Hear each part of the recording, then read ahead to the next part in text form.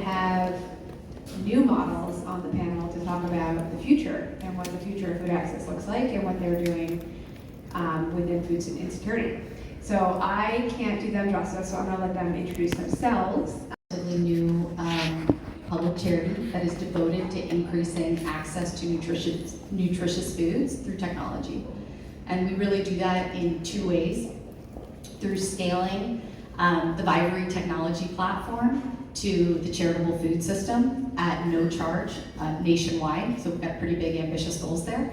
And second, through a little bit of what Ashley, friend, described to you earlier, through testing and experimenting new ways to solve very hard, difficult food access problems with the community, and that's through our Idea Lab. It's called Vivery, and Vivery stems from, it's kind of a made-up word that stems from vivere, which is a Latin word that means to live well and to thrive. And I think everyone here would agree that food is fundamental to making that happen for people. So that's really where we got our name. And it's a technology solution that was really built actually in collaboration with the Greater Chicago Food Depository. It's built for food pantries and for food banks to increase access to food, so to help neighbors find the available charitable resources, to find the right one that meets their unique needs. And you might be thinking, like, there's Google for that. But 75% of pantries don't have an online presence. And so when people are searching, find free food near me, they are coming up short. And so really that's what Vivery aims to address. Hi, I'm Emily Brown, happy to be here with you today.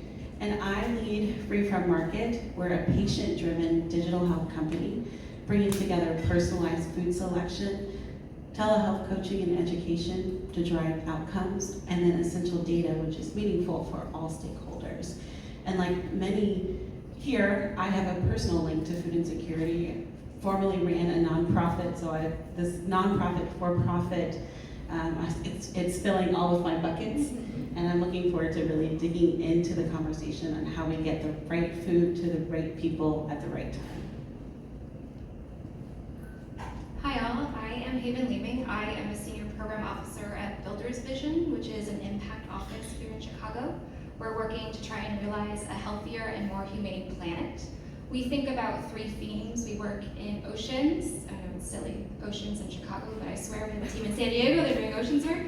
Energy and food. And I sit on the foundation team and I lead all of our food grant making here in Chicago.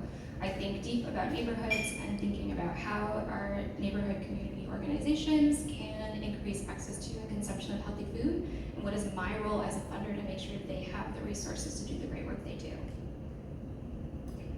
Hi, I'm Melissa Ackerman. I just want to start by saying this is amazing. Hearing everybody is super inspiring, and just thank you for having me. My company is Planet Harvest, and literally speaking to exactly the last point that was made, I come from a world that I was the CEO of a company called Produce Alliance, and we did the food service supply chain for Starbucks to Panera to many universities and airports across the country. The produce was purchased through us, and then we sold it to those different companies. And so taking that knowledge that I had, I left the company to really get into more of an impact type of role. And so our business is a for-profit, but completely looking at what we can do to help within the food system in total. And so we are selling, like Testa is a distributor of mine that I work with here, and many of the other, Get Fresh and other people in Chicago. So how do we use the existing infrastructure in order to sell products that are more cost effective? And we focus in on the excess produce that's left in the fields. So I don't want to get into too many details, but 30 to 40% of produce is left in the field because it doesn't hit the spec of what is needed for the food service and the retail sector. So how do we use that to get a lower FOB or price from the beginning of the purchasing, and how do we optimize the supply chain to make sure we're getting food and access to produce throughout places that don't have it in innovative ways like food as medicine. So that is who I am. Same as Alan, just run around. So would love to hear from each of you where you think the most pressing areas are in food access today, and where you see as the kind of threats in the future, and how you are working to solve those. Yeah, so for me, I think a little bit consumer education is one of the first places that I like to think about. And I know that there's terms about imperfect or misfit or those words, but really we're looking at something that might be a little too big or a little too small, and what can we do with that to get more access throughout. So we partner with World Wildlife Fund, because the first thing is just having data to be able to understand what is it. And I'm saying local, we work with local growers, but we also work nationally with some of the larger growers. So that's the first place for me, is consumer education and getting it, this product, in universities and airports and in other areas. The next thing is just being innovative in how we do it. So we're working on a pilot in Chicago right now, in bodegas and other areas, which we need to talk after. Yes, we're working on the last mile, using the distributors. Jab, for example, is one of our distributors in Chicago, making a produce box that has 3 different items. We call it Build a Box, and allowing that to be delivered, 3 of those boxes, to a corner store, bodega, or a liquor store, and having then 9 to 12 SKUs available within a few miles of somebody's home. And then having, some of that prices can be subsidized, but also just having a price that people can afford within the areas that they're in. So again, using existing infrastructures to move things in other ways. So there's a lot going on in what we're doing, but the main thing is being able to bring people together, bringing silos together, working with different individuals. Emily and I have been working for a long time to figure out the food as medicine space, and how do we use that leverage power of a buy through all of our distributors in the country to be able to help with access and aggregation within local areas. I have told my board from the beginning, so I've been at Builders Initiative for 5 years, that if you want me to solve food access, you'd actually ask me to work on income first. Because when we think about Chicago, we think about Chicago neighborhoods where we have the 19% of folks who are facing food insecurity. They don't have the income to purchase it. So if I'm actually going to solve food access, I should be working on income. And I'm always sad to say my foundation doesn't actually do income work. We have some great partners who do some cash assistance work, and I love them for it. So all I can really try and do is partner with those community organizations that are working to get the food to folks at a lower cost, or working to double up our SNAP dollars, because that is a way that income can go further.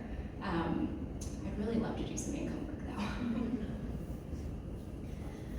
I hear a theme bubbling up here, and that's really increasing purchasing power. And for me, the work that we do in food as medicine, in that intersection of health and food systems work, really is all about increasing purchasing power. It's leveraging the shift that's taking place in the healthcare system, this transformation to value-based care, looking at supporting the things that really drive outcomes, which we now know are the things in the environment. And access to healthy food is one of the top 3 drivers of health outcomes. And so Free From Market works directly with health plans and health systems to subsidize access to healthy foods on our platform, which is really transformational, because it's essentially giving them the purchasing power and that buying power to get the foods they've always wanted and needed in a very dignified way, where they're empowered to make the selections they need that meet their dietary requirements, but also their cultural and taste preferences. And then another barrier that we know is really significant, and we've talked about it with the last mile, is that transportation barrier. We know transportation continues to be a challenge, not only in our urban communities, but think about individuals that live in rural communities, where the grocery store may be 45 minutes to an hour away. And so the work that we do allows those individuals to have that credit from their health plan. They can select the foods, and then we deliver them direct to their door. So eliminating that transportation barrier that can make it so difficult to get what people need. So those are two areas that we really focus on and really drive to put resources in the hands of people who need it the most. I couldn't agree more on the income and purchasing power. Y'all are making me want to pivot. Can't quite do that, but I'm going to echo the transportation barrier. I think there are so many different barriers to food access, and two of which, food deserts and transportation, arguably some of the biggest. And nowhere is that more apparent in some of our communities here in Chicago. And so one way that we're addressing that is through the Idea Lab, through one of our pilot programs, where the Idea Lab team has been working with the mayor's office for people with disabilities, and really working with the community to really understand that what are the hardest problems to solve, and what are the nuances of this problem, and how do we solve it with community partners in a sustainable way. And so the team has spent a lot of time with the community in Austin, and understanding that it is a pretty nuanced problem. And just to give you that example, first that delivery is expensive, and if you want a well-rounded diet that's delivered multiple times to your home, it pretty much is cost prohibitive. And so that's one aspect. And second aspect is that people with disabilities need the food to actually be delivered in home, not just to the end of the driveway or to the bottom of the steps.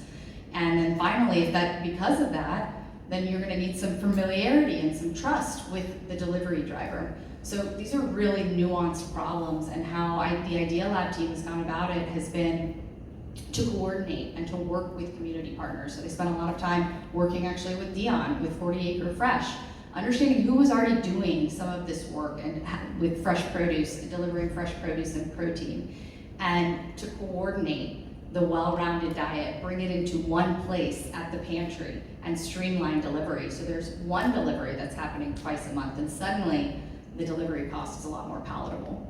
And that program is working. It's working. We've seen really great results, great engagement from the participants, 50% response rate on all of our monthly surveys, and a satisfaction rate of, I think it's 4.5 out of 5. And so, we need more programs like that.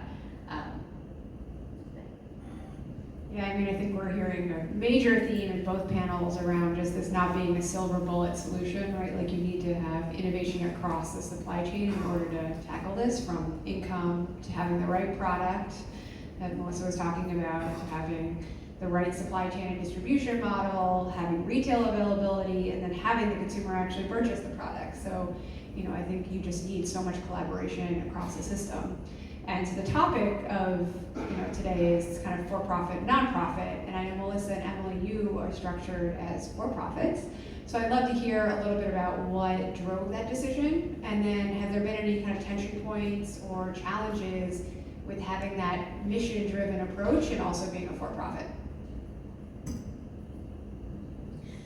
So I like to tell people I've been running a for-profit for just over 2.5 years, but I've essentially been working to solve the same problem for a decade. And I initially started a nonprofit first. And so I understand the challenges that were mentioned prior with, funders want innovation, but when you start looking at what they actually fund, it is not innovation. I remember I put forth a proposal when I was running the nonprofit for a delivery program, because we had done a pilot and we essentially discovered that's the way our clients preferred to order food and have it delivered direct to their door. And all of the significant philanthropy funders in my community essentially said, you need to stick to your core business of food pantry.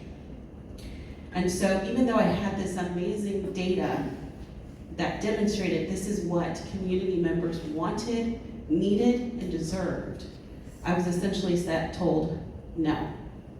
And so when I launched Free From Market as a for-profit, it was essentially because I'd already experienced the challenge of solving this problem through a nonprofit model. And while nonprofits do really great work and continue to be essential partners, we continue to work with community-based organizations and nonprofits who are doing incredible things in their community. But essentially, when you're working in an emerging market, you can't take the drip, drip, drip of foundation grants You can't be at the whim of philanthropists who today think this is great and tomorrow, all of the funding is gone. You can't build sustainably that way. So that was critical in my decision to launch a for-profit, because I knew that essentially good work is not just owned by nonprofits, that essentially business can be used as a force for good when you take in consideration the impact that you're going to make. And so we're proud partners of Bluestein Ventures. They're our investment partners, and we've got additional investment partners here in the room tonight. And I'm really excited that there is this shift taking place in the capital world, where there's this recognition that yes, we need to make money, we need to do well, but that we can do good too. And so we're measuring not only returns, but we also have impact investors on our cap table, and we're essentially measuring our impact, not just those financial returns. And so I am excited about the opportunity to build a for-profit, because this is how you take things to scale. Nonprofits, it's really challenging when you're thinking about scaling work across states and geographies. And so to do it at scale, once you get that model right, you know what that model is, it's time to have that capital so you can grow. And so that was really critical in my decision for starting a for-profit versus a nonprofit. I agree with Emily on so many levels. I think for me, I had just built a really successful business in the for-profit world. So we had sold that company, and I was able to use those funds to be able to start this new company, and also to be able to, use our infrastructure. So it's so interesting, but like one of the projects we're working on right now is we are using our distributors. We have a network of 150 distributors across the country, mostly family-owned or regional distributors. And we are aggregating products. So in Texas, we have a grant that's coming through one of our partners here right now, Brighter Bites, that's doing the education, and UT Health. And so for high-risk pregnant mothers, they're coming in through Harris Health System. So it's the nonprofit work of identifying the mothers. And then they are getting these beautiful boxes that have been put together for 20 weeks until at least 2 to 4 months post. And it's being brought in a food pharmacy. So one of our distributors we have distributors with thousands of trucks across the country, probably more than that. It's being parked at one of the community centers that's 5 to 10 miles from their home, or it's being parked at a church or at a school. And with Brighter Bites, we're doing it literally at the schools, and the DoorDash drivers are coming and picking it up, or hopefully another last mile distributor. In my opinion, the more we can work with organizations that understand the communities, to me, that is not my strength. So my strength is in the supply chain, understanding the supply chain, optimizing the supply chain, bringing different partners together with the government, philanthropic. And so I love when you have a project that's together with the organization that understands the community, to be able to work with them and then use your strength to be able to pull those things together. So for me, building the business for sure was about scalability and sustainability, and to be able to represent managing thousands of different food service organizations, but for good and for the right cause. And then I want to turn to Haven for a second. Since you've seen so many models, you fund everything kind of across the entire space. I'd love to understand what you've seen in terms of innovation work or not work, and what we can take from that, if you have any specific examples you can point to. I think it's interesting, we've had 2 panels today. It was the present of the food system, the current food system, and then we're talking about the future of the food system. But if I actually think about some of my strongest projects and most innovative projects, they're sitting in the front row.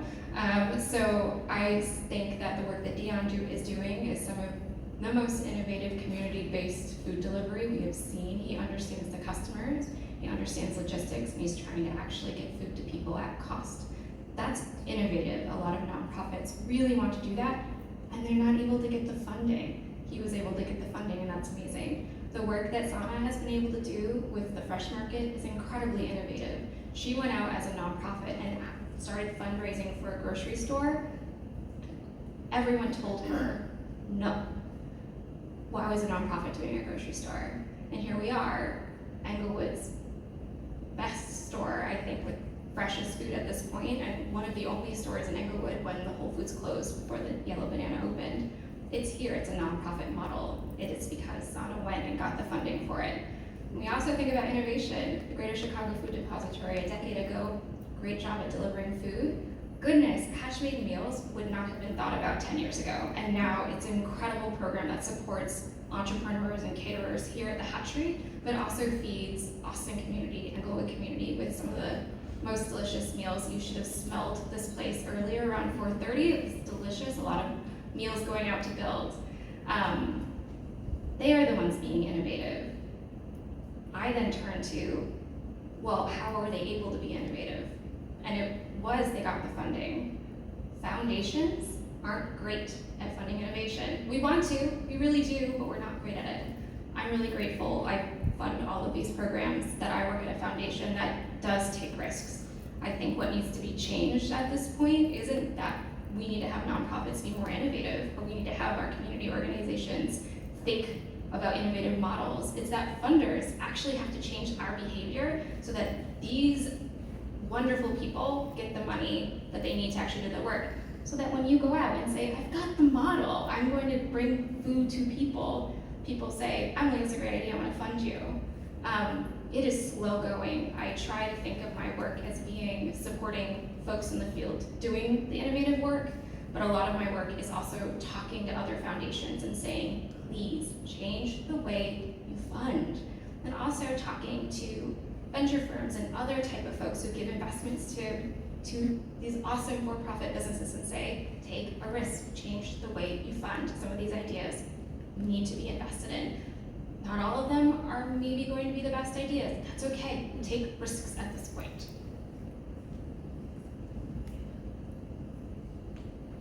Yeah, I love that, and thank you for putting a finer point. The first panel was not that you're not innovative. This is what the landscape is kind of today in Chicago, and we're grateful that we do have innovation happening today and tomorrow.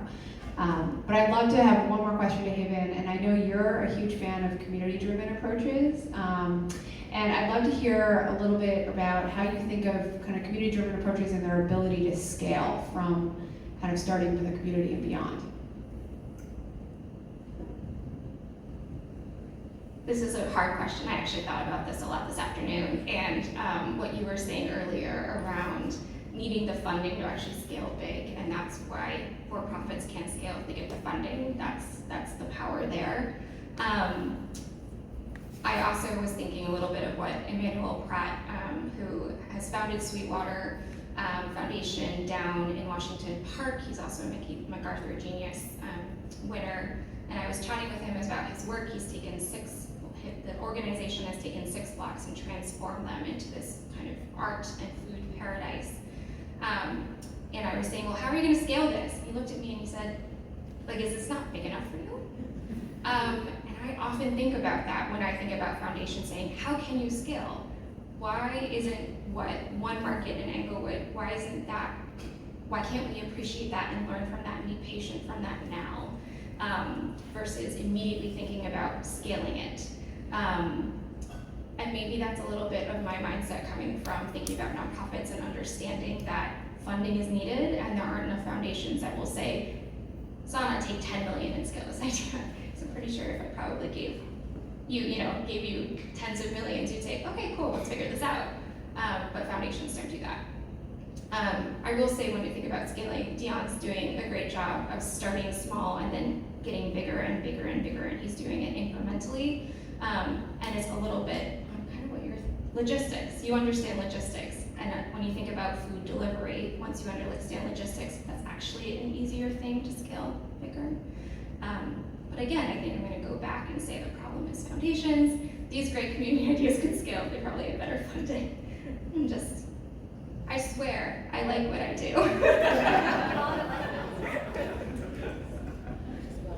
I think the theme is give everyone more money, just generally. And so I'd love to talk a little bit about technology. So we're talking about the future. We obviously have much more technology at our fingertips. Azita, I know that you were founded to be a tech business, and would love to hear some more about how you think about leveraging technology, and if there have been any challenges to using technology around a space that has not been digitized before, which is food pantries. Absolutely. If it isn't obvious yet, technology is our DNA. We think it is table stakes. And I think what we're seeing is that in the charitable food system, which is well established, which is depended upon by 57 million people across the nation, it is badly lacking in technology infrastructure. There's just been a significant underinvestment. I think these ladies have already talked about why and how that has happened, but here we are. And so we think it's fundamental. We think it's a problem today, but if we don't solve it, or I think the problem really, was highlighted during the pandemic when you saw an influx of people who suddenly were food insecure and knew and had nowhere to start. Again, increasingly starting their searches online and coming up short. And it really shed light that there is this gap, this absence of technology infrastructure, and that's really what Fivery aims to address, is to build the infrastructure so that we can future-proof. So in the future, if and when something else will happen and there will be more influxes, that this established network will have some technology infrastructure, and again, that people can find the right resource at the right time and place. Have there been challenges? Yes. There's not the precedent of that. There isn't, you have a lot of volunteer-run staff. There's high turnover. So we built our solution to be super easy, very lightweight. It's mobile-friendly, it's browser-based, a few clicks, a few steps, and pantries can get online, can have websites that are searched by Google, for example. And we've had to really strike the right balance of hands-on and scalable. There's this need, this desire to be scalable and just do everything automated, and unfortunately that's just not how this ecosystem works.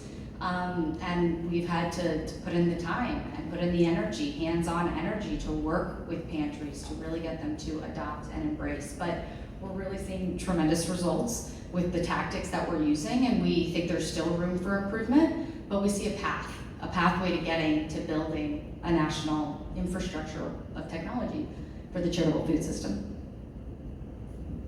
And I want to let you guys go in a minute, so even though I could talk to you for hours, but my last question is, what's needed to solve food insecurity completely? I know it's a big question, but I think it's a good closing one. Who wants to take that first? Yeah, I love it. I have a feeling I know some answers. More money. I'd say I think it's two things, and we've hit on them today already. Collaboration, because we can't get there alone. And then secondly, we do need social and political will. This has to be important to those who make the decisions.